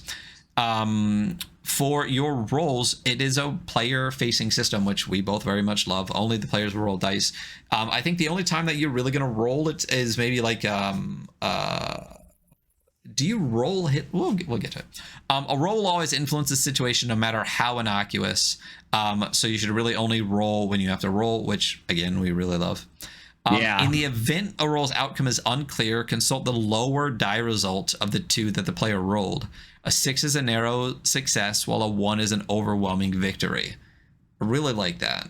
That just in the game already, like if you're not sure, just look at the dice that was already rolled, and there's a scale of how that can affect the game. Super clever.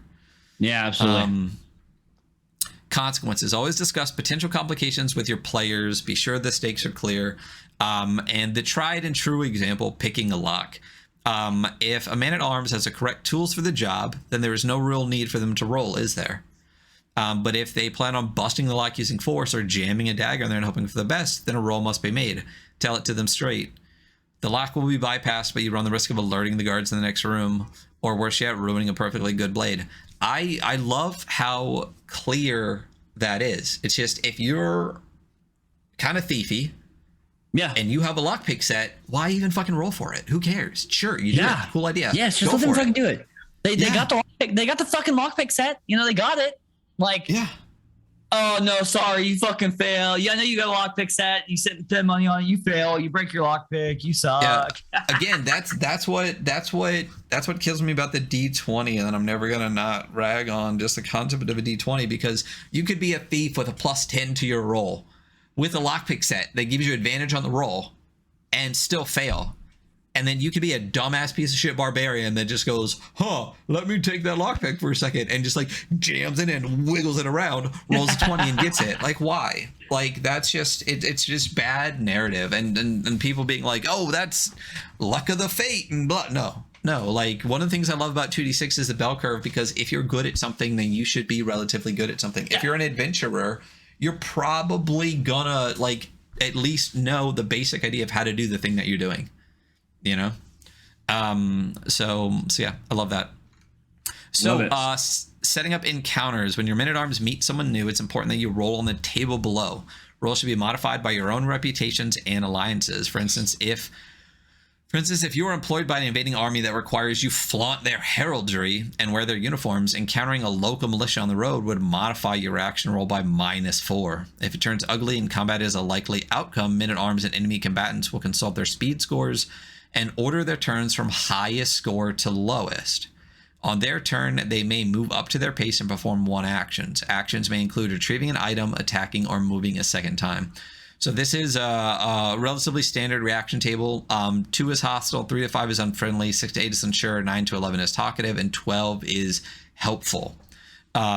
Which, again, it exists in a lot of similar games to this, and it works, and that's why it's here. If there's any uncertainty in the distance at which encounters occur, it may be determined randomly. If you're within castle walls, roll 2d6 plus 10.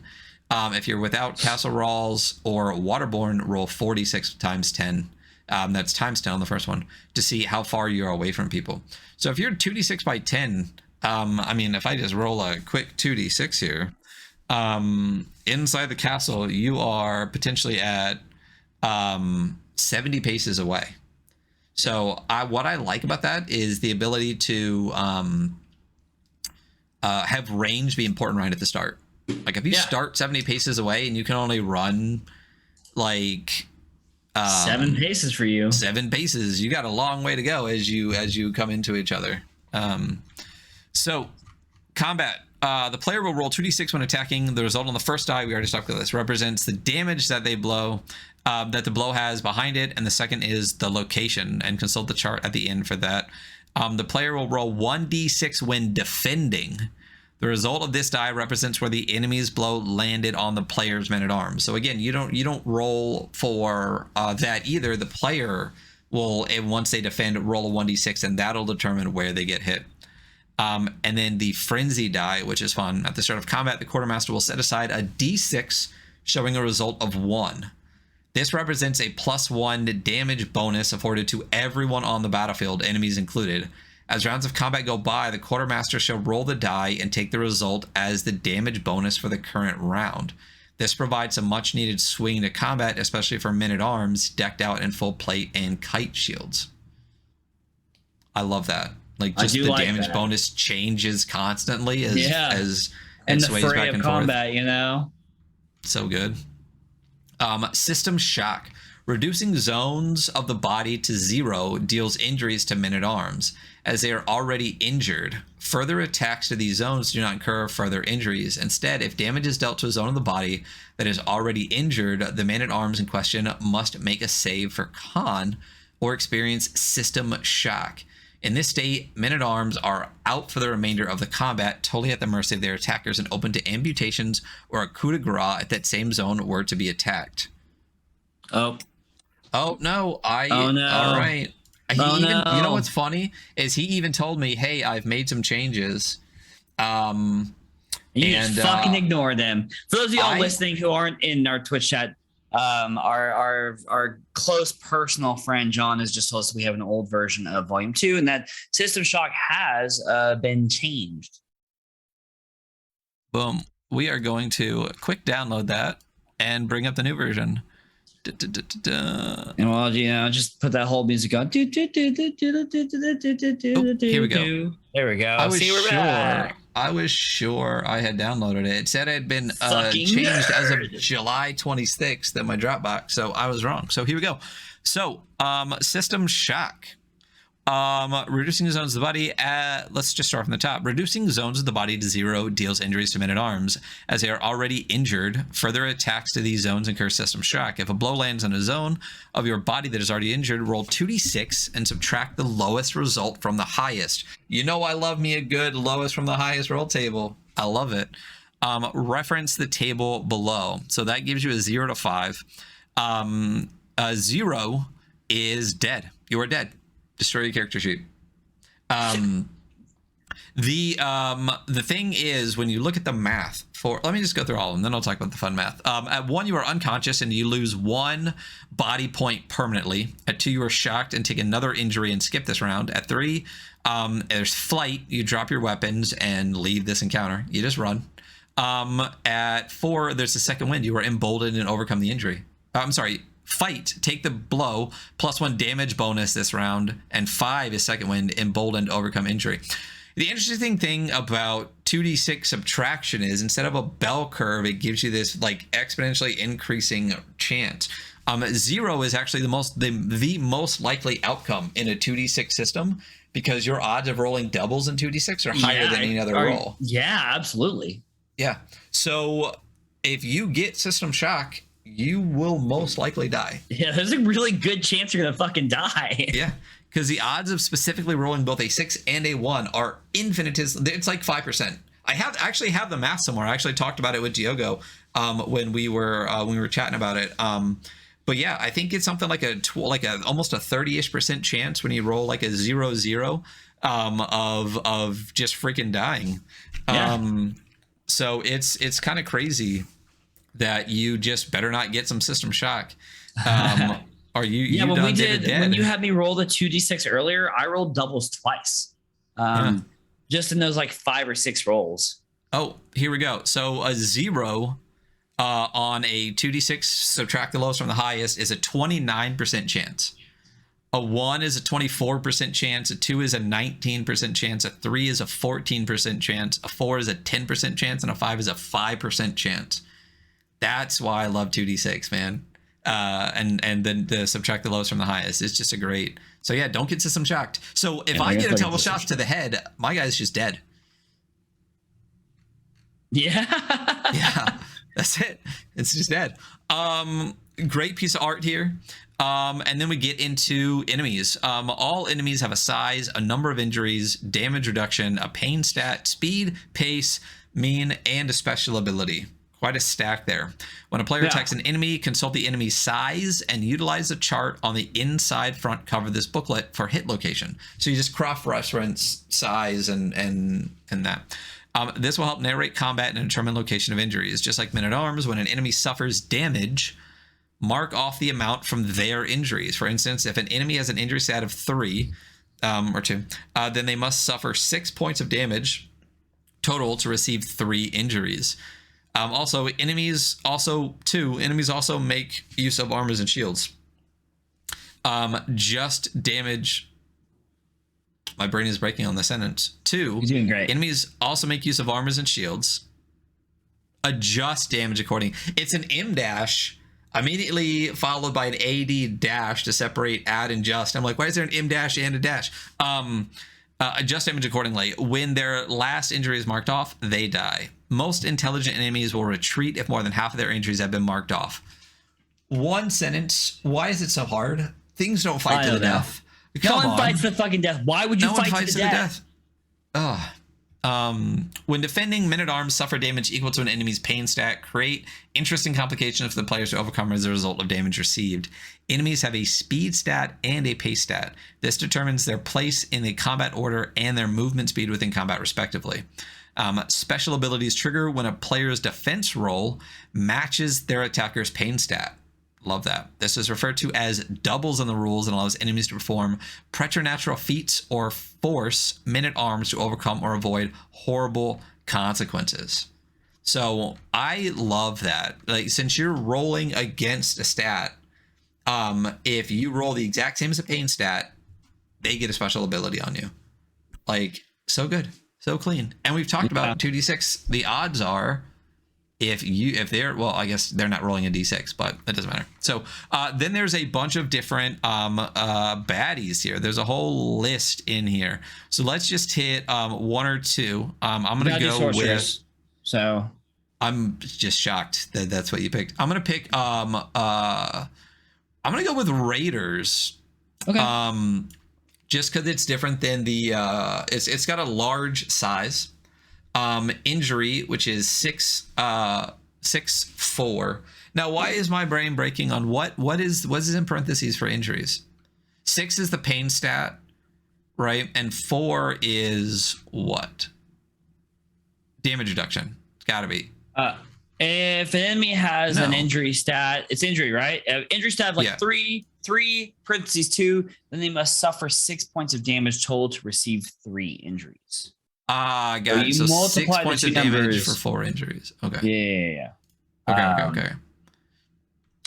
So 4 damage is needed to trigger an injury. Wait a minute. Okay, well now I just broke my brain again. It has 6 injuries. It takes 4 damage to get 1 to cause an injury. Got it. So listen, you can multiply it together. We're smart, maybe sometimes. Hey. So it's basically they need to take 24 points of damage before they would go down, because you multiply it, right? Because it takes 4 damage to get an injury. So if you take away 4 damage, boom, they'll get an injury. Makes sense. Yeah. Okay. Cool. DR3. So this is a Raiders. So it's size large. It's what we just talked about, 6 and 4. It's got 3 damage reduction, 5 pain. So you take 5 points of damage if they hit you. Speed of 11. Speed of pace 11. Of 9. Pace so of 9. This fucker moves. Yeah, but so with the bad guys with speed and pace, what we talked about is this determines their place in the combat order and their movement speed, respectively. So speed is 11 with pace 9, which means they can move 9 squares. But when determining initiative, you use a speed for 11. That is slightly confusing. I would almost want speed to instead be changed to just initiative or something like that, so you can just determine their order. But yeah. Really, I was thinking maybe reflex, but how is it different from speed? I guess, but that's very true. But they do. Yeah. I mean, it just depends. Once you've read it and it settles in, it's fine. But just on first read, it's speed and pace can be a little bit confusing together. So they have a mean, which is a 1d6 roll. Every bad guy has one of these. So it's a 1d6 roll to determine their generalness, right? I rolled a 3, so these dudes are repugnant. And then below that is a list of things here. So they are revered horsemen and warriors from the steplands, never seen out of the saddle. They use their steeds to their full advantage, often forming charges and attacking with mounted archers. And on doubles, as an action, raiders can drive their horse into their opponents, knocking them to the ground and opening them up for attack. That is a whole bad guy, and it's a that's a bad guy. Yeah, I like it. So since raiders is large, this feels more like Are these dudes large, or is this a? I think it's because they're on the steed. Yeah, that's what my thought was. Yeah, so since they're always mounted, it's considered one large. Maybe thing. they're just big dudes on a steed. Why not both? A little bit of both. Maybe it's a big guy and a little steed. Ooh, like that fucking, what's that one guy from Elden Ring? And you wanted to hit sorcerer, right? I do want to hit sorcerer. Always I always cast magic, especially something like this, where like personally, man, like I love swords and sorcery magic because it's always way darker. It's way more evil. Like if you read the Conan the Barbarian stories, like every time someone's using magic, it's like fucking gnarly and evil and dark. I fucking love it. Sorcerer medium, right? It's got 3 injuries. It takes 2 points of damage to hit 1 injury. So we know this bitch is a little squishy, right? No damage reduction. Pain's 3. Speed's 8. Pace is 8, right? I rolled. It's mean, and I got sinister. So yeah, Sinister he's just sorcerer. staring at me menacingly. I guess it's not, but yeah, sinister. Same. Let's see. Wielder of unholy magics and binder of unearthly forces, strange and terrible individuals honing their craft from the confines of abandoned towers or isolated crypts. Avoid at all costs. Above all else, sorcerers are only interested in saving their own skin. They will do everything in their power to flee rather than risk dying to some no-name assailant. On doubles, so if you roll a 3, if the player rolls a 3 on their receiving roll or whatever, I can't. What was it called? When they roll 1d6 when you're attacking them. It's called doubles. That roll. What? What do you mean? Didn't we say it was doubles? Yeah, I was talking about the roll. The roll has a name that the player character makes. Defense roll. On player character defense roll on doubles. So for pain, if they roll a 3 on their defense roll, the sorcerer, as an action, sorcerer can cast a random spell in an effort to send their attackers running. Roll on the opposite table. So let's roll. We roll me 2d6 twice, Ryan. Dose. I don't know why I just said that. I was going somewhere there and I lost it. I got a 6 and a 9. So 6, levitate, blood. Hell yeah. On a battlefield, dude? Just yeah. Raise all the blood, I'd leave. I would run. Yeah, that's a cool sorcerer. I like the random. Because if you roll 2 and 3, you're getting disintegrate flesh. More 3 and 4 become water. Just fucking washes away. Fucking god damn it, that's pretty good. yeah. Well, if you roll 12 and a 12, you liquefy yourself. Is that what you just said? Liquefy self. Yeah. Or even liquefy armor. Like that's crazy. Ooh. Like if you double up with the sorcerer and suddenly your armor just turns to water and washes off of you, like that would suck. And I think oh my god, what about reduce? Sorry, well, real quick, one more. Reduce bones, just like become a flesh sack. That's awesome. Yeah, there's a lot of potential terrible hijinks in that. So exploding, explode person. I think the only other beefy one really that has like a big, not the only other, I'm saying one of the beefy ones that has another big table that's really fun is just the Devils, which is cool. Bringing that up in the context of this is really, really interesting because sorcerers, all that kind of stuff. But a devil in this, especially looking at the picture, it just comes off really interesting when you look at the mean too. So they're large, they're 8 and 5. Pain 6, et cetera, et cetera. But the mean, petty, polite, peevish, pragmatic, pompous, or prophetic. So these, reading the very first one, it says, unclean spirits called forth from the charnel cities of the pit, foolhardy humans traffic with devils for wealth, power, and love. So this it doesn't feel like a 5e devil in like a massive like flame-filled like titan that's going to come out and destroy everything. It feels more like the whole like Faustus, make a deal with the devil kind of thing. Absolutely. Which I love and feels like it fits the setting a lot more than just being some like insanely powerful, like I said, like flame creature that comes out and fucks everything up. Devils are not tacticians, but they do know the human heart. If they sense physical peril, they will broker nearly any bargain to survive. And on doubles, as an action, devils can obscure the veil between worlds and banish an individual to a demon-infested hellscape far, far away. Roll on the opposite table. Yeah. Okay, I got you. First 7, second is 5. So you got a stormy desert. Fuck yeah. I rolled a 3 and a 6, so I got a fleshy tunnel. Oh my god, that's fucking horrifying. Yeah. Yeah. Oh, what about a fleshy fog? God. What would you Irradiated ocean. Just like Yep. Good times. Yeah. And All right, bloody cool. anything. Literally bloody anything. A bloody maze. Have fun in there. And then there's cultists, there's mutants, there was a war dogs in the beginning.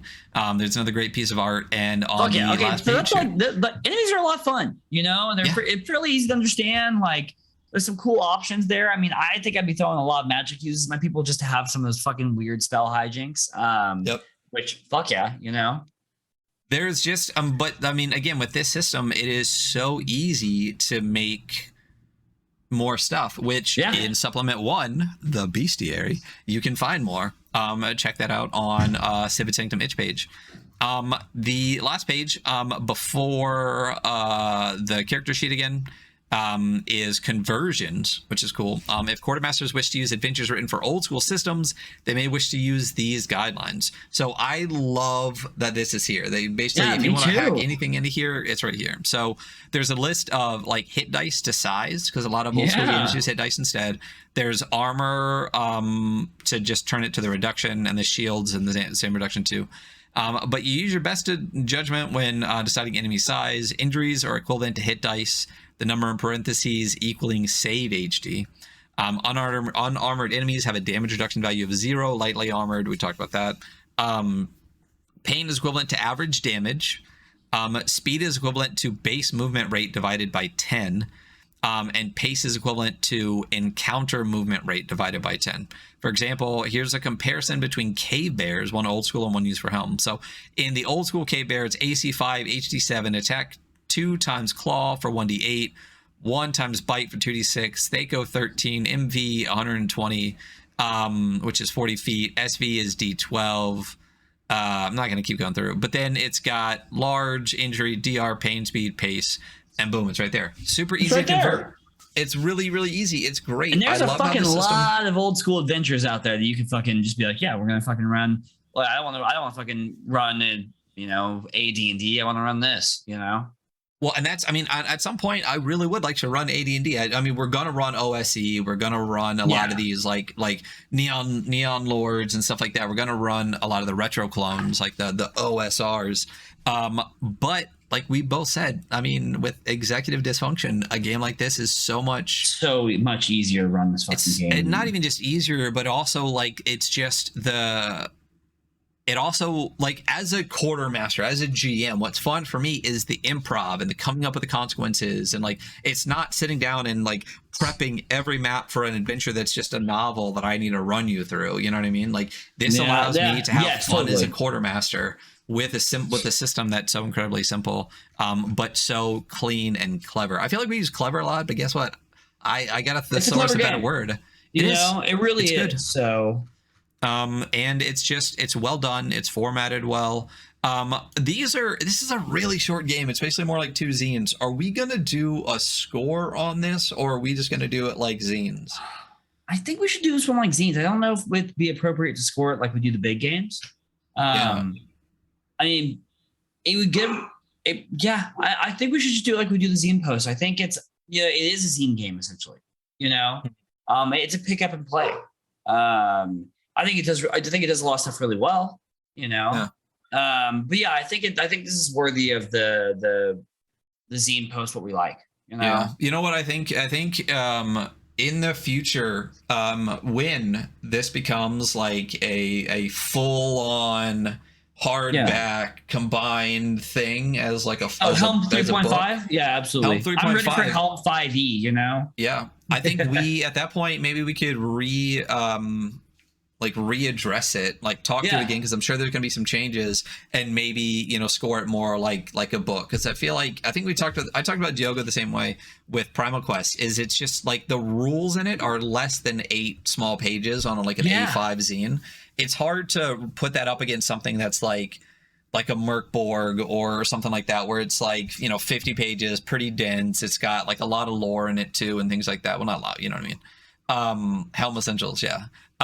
So we'll not give this that. So just to wrap up real quick, what and man, we had good time. It's right at 8:00. What's your favorite part? Actually, seriously, my favorite part is my dog barking. My favorite part is the like location specific attacks. Like I fucking love that shit. That shit is fucking like I like it's such a grim game that, you know, some funny shit is going to come out of that, you know, like gouging out somebody's eyes or some shit like that. Like I think it's what everyone's like, I want to aim for this in the game. But I really like it. Yeah, I really like that. Yeah, most. I think same. And I think I really think that's kind of like the core of the system. Really, what's going to separate it from other games that use some similar mechanics and stuff is that besides you from fucking 2d6 roll 2d6, and the first one's like, that's the amount of damage, and the second one's like, cool, that's where you hit. So it means just so easy. But like we talked about before, that's not the only time location comes up in the game, which is great, because your stats are all rolled on location. The shock value rolls location. Like it all really ties back in. And one of the things, it's not just a set of clever rules.